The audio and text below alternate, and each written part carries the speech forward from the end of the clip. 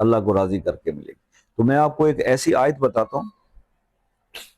اگر آپ کا کاروبار نہیں چلتا تو قرآن پاک کی یہ آیت سورہ لقمان کی آیت نمبر 26 ہے، للہ ما فی السماوات والارض ان اللہ هو الغنی الحمید، یہ والی آیت۔ اس آیت کو آپ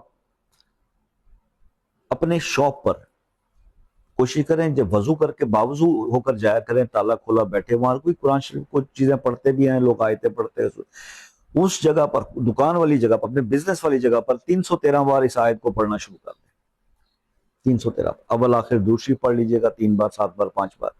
اور یہ 40 دن تک یہ عمل آپ کریں، انشاءاللہ آپ دیکھیں گے کہ اس روڈ پہ